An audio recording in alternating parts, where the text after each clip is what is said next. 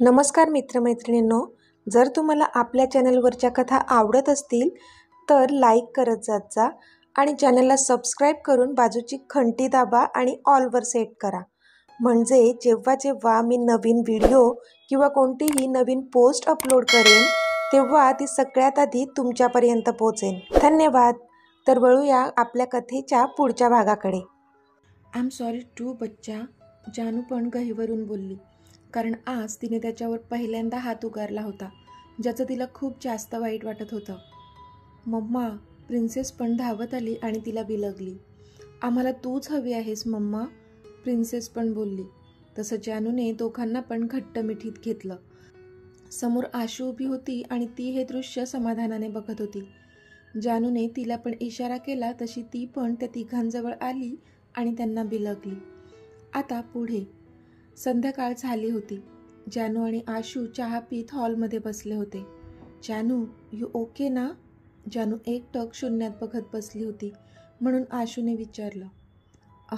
हो, बरी आहे मी, जानू कशीनुशी स्माईल करत बोलली.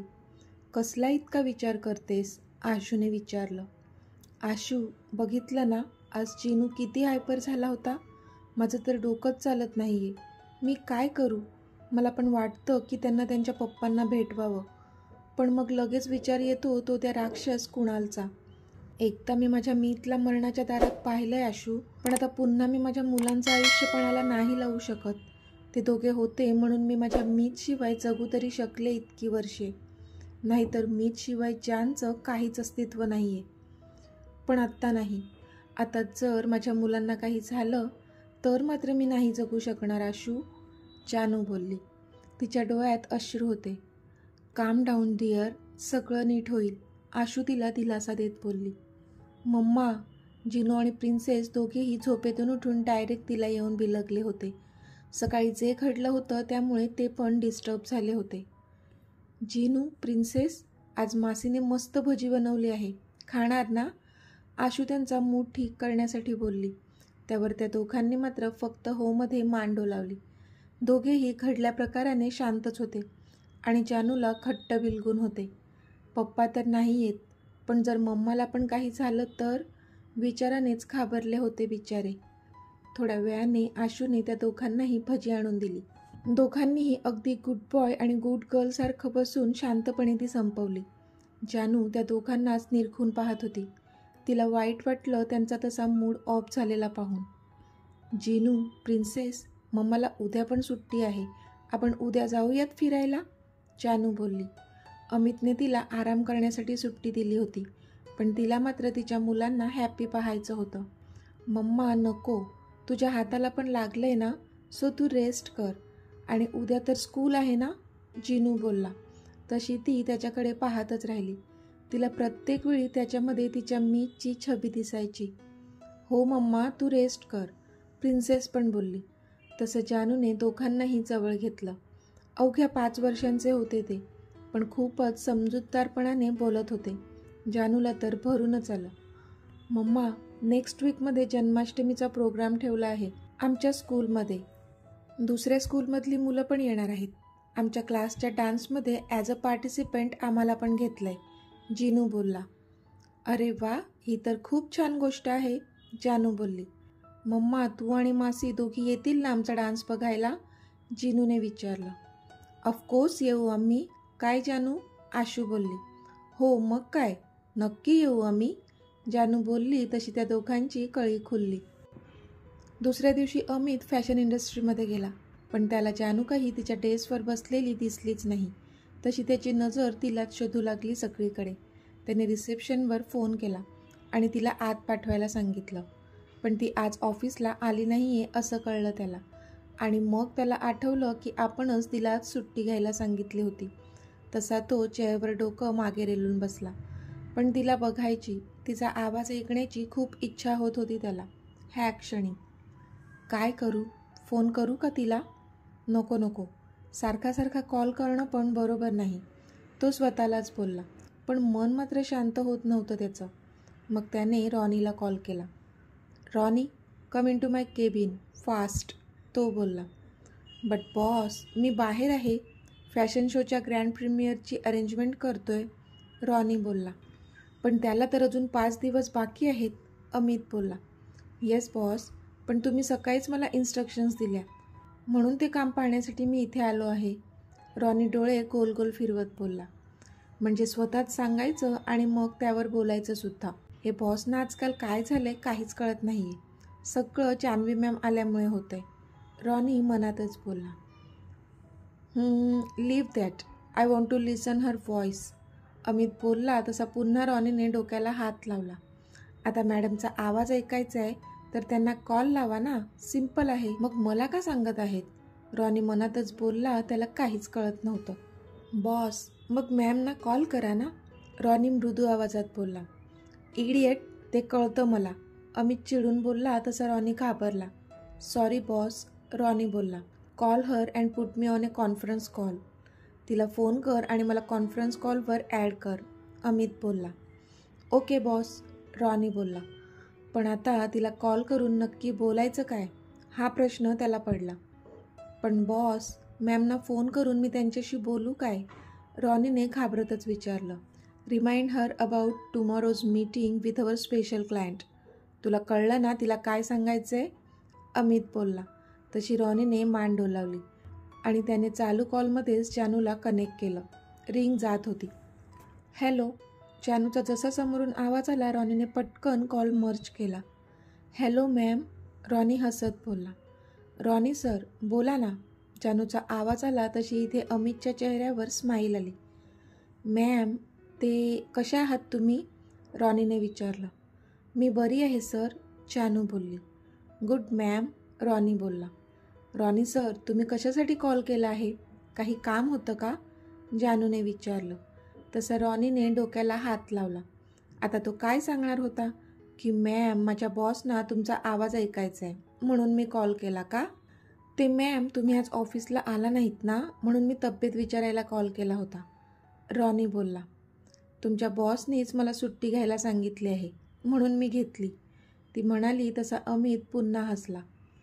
ओके मॅम, ते मी तुम्हाला रिमाइंड करायला कॉल केला होता. उद्या पुण्याला जायचं आहे बॉससोबत, त्या VIP क्लायंटसोबत मीटिंग आहे, रॉनी बोलला. हो, लक्षात आहे माझ्या, मी येईन वेळेवर, ती बोलली. मॅम, अजून एक, तुम्हाला उद्या साडी नेसायला सांगितली आहे बॉसनी, ड्रेस कोड नाही चालणार, रॉनी बोलला. बिचारा रॉनी, अमित जसं जसं त्याला टेक्स्ट करत होता तो तिला सांगत होता. पण त्याने साडी नेसायला सांगितले आहे हे ऐकूनच तिच्या पोटात फुलपाखरे नाचू लागली.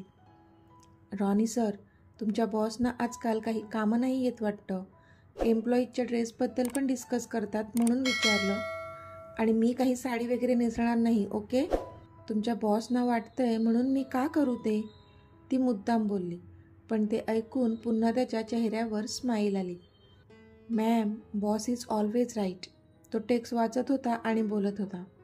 ओके, नेसेन मी साडी, बाय, ती बोलली. तसं मग रॉनी पण बाय बोलला आणि त्याने फोन कट केला. अमित मात्र आता इथे खुर्चीला मागे डोकं रेलून बसला होता आणि मंद मंद स्माईल करत होता. संध्याकाळ झाली होती आणि अमित घरी आला होता. रात्री सगळ्यांची जेवणं झाली. तसं मॉमने अमितला त्यांच्या रूममध्ये बोलावलं. डॅड पण तिथेच होते. येस मॉम, अमित बोलला. अमित, शर्वीशी बोलणं झालं का तुझं, मॉमने विचारलं. कशाबद्दल मॉम, अमितने विचारलं. अरे, तिला नकार द्यायचा आहे ना लग्नासाठी, त्यासाठीच, मॉम बोलल्या. आत्ता फोन करू, अमितने विचारलं. हो कर फोन आणि स्पीकरवर टाक, मॉम बोलल्या. ओके मॉम, अमित बोलला आणि त्याने तिला कॉल लावला. हॅलो अमित, इतक्या रात्री कसा काय कॉल केलास, मॉम तर ठीक आहेत ना, शर्वीने खोटी खोटी काळजी दाखवत विचारलं. हो, महत्त्वाचं बोलायचं होतं म्हणूनच कॉल केला आहे मी, अमित बोलला. महत्त्वाचं? हो, बोला ना, शर्वीने एक्साइटली विचारलं. तिला वाटलं की कदाचित तो एंगेजमेंटची डेट फिक्स करत असावा म्हणून खुश झाली ती. शर्वी, आय एम सॉरी, पण मी आपलं नातं अजून पुढे नाही नेऊ शकत, अमित बोलला. तसा तिला धक्काच बसला. व्हॉट, ती बोलली. पण का अमित, का तू असा सारखा सारखा असंच वागतोस, मॉमना मी पसंत आहे ना, मग तू का समजून घेत नाहीस मला, ती रडत बोलली. कारण मॉमलाच आता तू माझ्यासाठी पसंत नाही आहे, अमित बोलला. तशी ती शॉक झाली. काय, पण का? तिने विचारलं. हे बघ शर्वी, ते मॅटर नाही करत. असंही आपल्यामध्ये कोणतंच नातं नव्हतं. माझ्या बाजूने तर नाहीच नाही. मग का आपण पुढे जावं? थांबूया इथेच. And it's final. तो बोलला. नो मिस्टर अमित राज्याध्यक्ष, मी तुला असं नाही सोडणार. 2 वेळा तू माझी एंगेजमेंट मोडली आहे. मी तुला कोर्टात खेचेन. तू बघच. ती बोलली तसं तो ओठांच्या कोपऱ्यात हसला. पण मॉमना मात्र खूप मोठा धक्का बसला. म्हणजे ह्या अशा मुलीला त्यांनी अमितसाठी पसंत केलं होतं ह्याचं दुःख होत होतं त्यांना. तुला खरंच असं वाटतं हे होईल?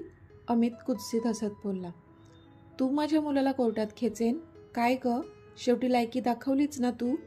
तुझं खरं रूप तर मी पूजेच्या दिवशीच पाहिलं. तू मला वाचवू शकत होतीस, पण तू मात्र मला धक्का दिला आणि स्वतः सेफ झालीस.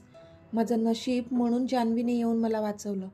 नाहीतर तू तर फक्त स्वतःचाच विचार केला होता गं.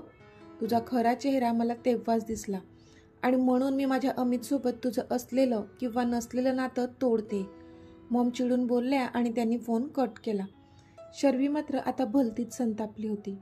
अमित, प्रत्येक वेळी काय तुला सगळं तुझ्याच मनासारखं करायचं असतं का? जेव्हा मनात आलं एंगेजमेंट केली, मनात आलं तोडली. मी काही रस्त्यावर नाही पडली आहे. मी एक फेमस मॉडेल आहे. तू बघच. नाही तुला धडा शिकवला ना तर नाव लावणार नाही. शर्वी शर्मा. शर्वी रागातच बोलली आणि तिने तिच्या हातातला फोन आपटून दिला. मॉम, शर्वी अशी वागली? खरंच? अमित पण आता शॉक झाला होता. हो अमित, माझ्या डोळ्यावर तिने पट्टी बांधली होती. पण आत्ता मला तिचा खरा चेहरा दिसला. म्हणून मी हा निर्णय घेतला. मॉम बोलल्या. चला, जे झालं ते झालं. ती शर्वी अमितच्या आयुष्यातून निघाली ना, ते खूपच बरं झालं. डॅड बोलले. येस डॅड, अमित पण बोलला. जानू सकाळी सकाळीच ऑफिसमध्ये पोहोचली होती. ते तिथूनच मीटिंगसाठी पुण्याला जाणार होते. ती अमितची वाट पाहत तिथेच बसली होती. अमितची गाडी आता ऑफिसमध्ये पोहोचली होती. रॉनीने जानूला कॉल केला आणि तिला बाहेर यायला सांगितलं. तशी ती पटकनच बाहेर आली. इथे अमित गाडीतच तिची वाट पाहत होता. त्याने विंडोमधून एकदा बाहेर पाहिलं आणि त्याला ती दिसली. तसा त्याने त्याच्या डोळ्यांवरचा गॉगल काढला. ब्लॅक कलरची डिसेंट साडी नेसली होती तिने. त्यावर सिल्वर ब्लाऊज, केस मोकळेच सोडले होते, कानात राऊंड इयरिंग्स, चेहऱ्यावर हलकासा मेकअप आणि ओठांवर पिंक लिपस्टिक. सिम्पल पण खूपच अट्रॅक्टिव्ह दिसत होती ती. त्याची तर नजर हटत नव्हतीच तिच्या चेहऱ्यावरून. तो एकटक तिच्याकडेच पाहत होता. रॉनीने दार उघडलं तशी ती आत गाडीत अमितच्या बाजूला बसली. पण त्याच्या बाजूने बसायला पण तिला खूपच अवघडून आलं होतं. ती स्वतःला सावरत बसली आणि मग त्यांची गाडी सुटली. तिला वाटलं होतं की रॉनी पण सोबत येणार असेल, पण तो तर नव्हताच आला. मग ह्यांच्यासोबत मी एकटीच? Oh no. तिने एक आवंडा गिळला. बराच वेळ झाला तरी गाडीत एकदम शांतता होती. ना तो बोलत होता ना ती. ती विंडोमधून बाहेर बघत होती. कदाचित त्याच्यासोबतच्या जुन्या आठवणी येत असाव्यात तिला. आणि तो त्याच्या टॅबवर काहीतरी काम करत होता, पण डोळ्यांच्या कोपऱ्यातून मात्र तिलाच पाहत होता. हाव आर यू नाव? त्याचा आवाज आला तसं तिने विंडो सोडून आता त्याच्याकडे पाहिलं. पण त्याची नजर आपल्यावरच एक टक आहे हे पाहूनच हृदयात काहीतरी झालं तिला. Yes, I am fine sir, ती बोलली. ओके गुड, तो बोलला. तशी तिने फक्त होमध्ये मान डोलावली आणि पुन्हा विंडोमधून बाहेर बघू लागली. तिला त्याच्याकडे जास्त पाहायचं नव्हतंच.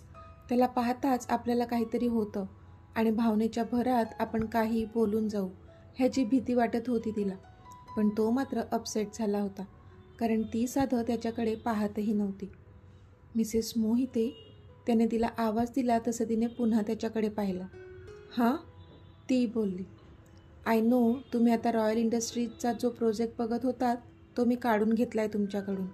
पण मला असं वाटतंय की पुढचे 4 दिवस तुम्ही आदर्शसोबत एकदा त्या प्रोजेक्टचं काम बघावं. तो बोलला तशी ती त्याच्याकडे पाहतच राहिली. म्हणजे स्वतःच मला तिथून काढून स्वतःची PA बनवलं आणि आता स्वतःच सांगत आहेत की त्या प्रोजेक्टवर काम कर. अजबच आहे. ती मनातच त्याला कोसत होती. I can understand your situation, पण सॅटर्डेला जो फॅशन शो होणार आहे तो ग्रँड होणार आहे आणि आपल्या कंपनीचं हेच प्रॉडक्ट तिथे लॉन्च होणार आहे आणि तिथे एका एफिशियंट एम्प्लॉईजची जास्त गरज आहे. सो मला वाटतं तिथे तुम्ही असायला हव्यात, तो बोलला. पण ती मात्र त्याच्याकडे फक्त बघत होती, बोलली काहीच नाही. प्लीज, तो बोलला. Okay sir, no need to say please, I will do my responsibility properly, ती त्याच्याकडे पाहून बोलली. थँक्यू, तो बोलला. त्यावर मात्र ती काहीच बोलली नाही. छान, त्याने आवाज दिला तसे तिचे हार्टबीट्स फास्ट झाले. सॉरी, ते चुकून, आय मीन मिसेस मोहिते, माझ्या मॉमला तुम्हाला भेटायचं आहे, तो बोलला तशी ती शॉक लागल्यासारखी त्याच्याकडे पाहू लागली. मॉम ना, आय मीन तुमच्या मॉम ना, पण कशासाठी, तिने घाबरतच विचारलं. ते तर आता तिलाच माहीत असेल ना, तो पण मुद्दाम बोलला. तिच्या चेहऱ्यावर टेन्शन साफ झळकत होतं. तुम्हाला टेन्शन का आलं एवढं, त्याने विचारलं. तशी ती नॉर्मल दाखवण्याचा प्रयत्न करू लागली स्वतःला. नाही, कसलं टेन्शन नाही तर, ती कशीबशी बोलून विंडोमधून बाहेर पाहू लागली. पण आता खरंच टेन्शन आलं होतं तिला. मॉमने भेटायला बोलावलं आहे म्हणजे नक्कीच पुन्हा मला काही बोलतील, नावं ठेवतील.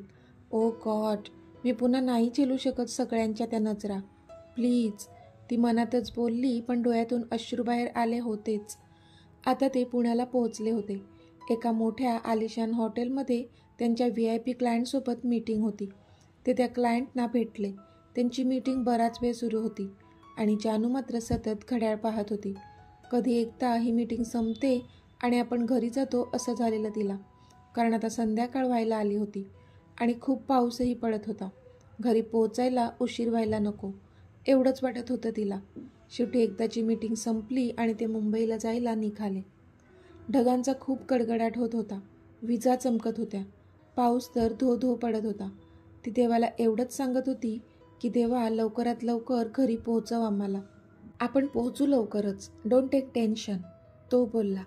कारण तिच्या चेहऱ्यावरचं टेन्शन तो साफ बघू शकत होता. पण इतक्यात तिचा फोन वाजला. आशूचा होता. तिने पटकन कॉल घेतला. हॅलो जानू, निघालीस का, ती बोलली. हो, आम्ही निघालोय, पोहोचू थोड्या वेळात, जानू बोलली. इतक्यात जिनूने आशूच्या हातातला फोन हिसकावून घेतला.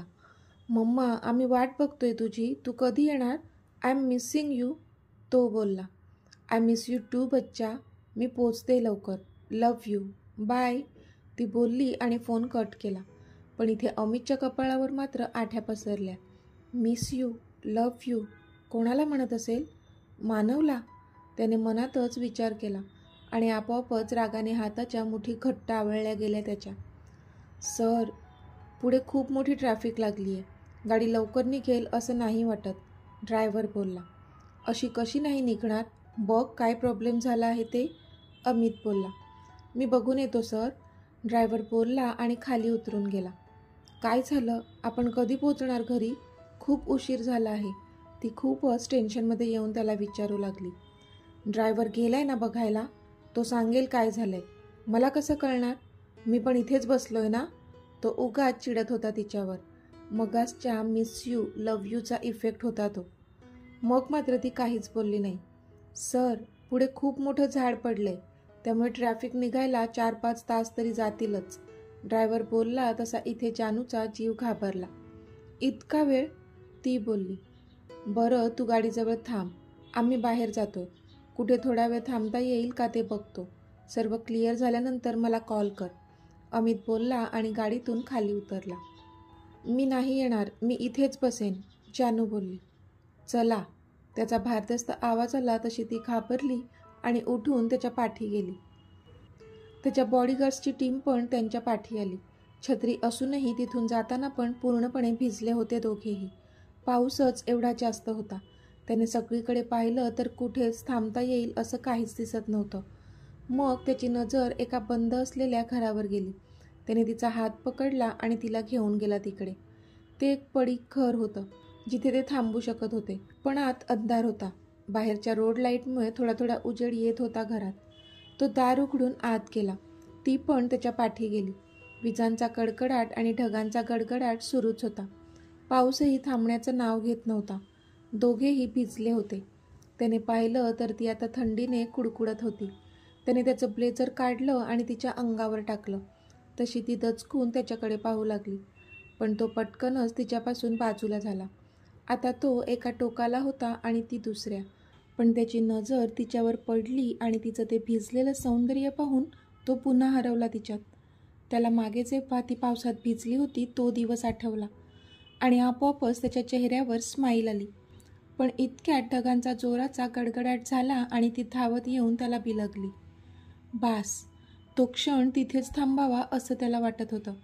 म्हणजे आत्ता त्याला तोच दिवस आठवत होता आणि आत्ताही सेम तसंच ती त्याच्या मिठीत आली होती.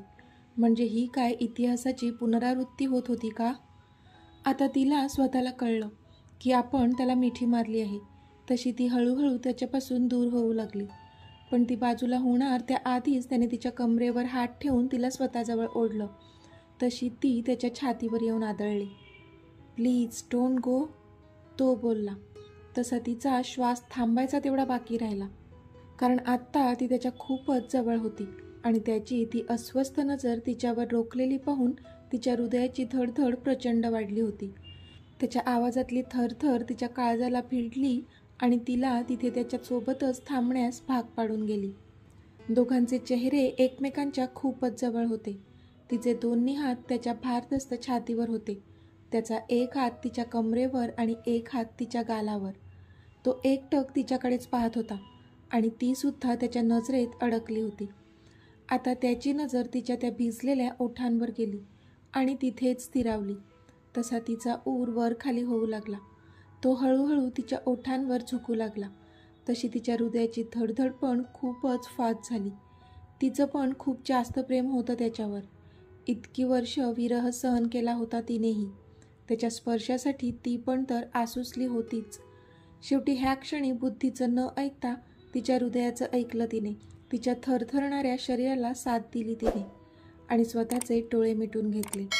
आपोआप ओठ विलग झाले तिचे त्याच्या प्रतीक्षेत. तो तर आधीच अधीर झाला होता. त्याने तिच्या त्या भिजलेल्या गुलाबी ओठांवर स्वतःचे ओठ टेकवले आणि त्यांना हळुवारपणे कुस्करू लागला तो.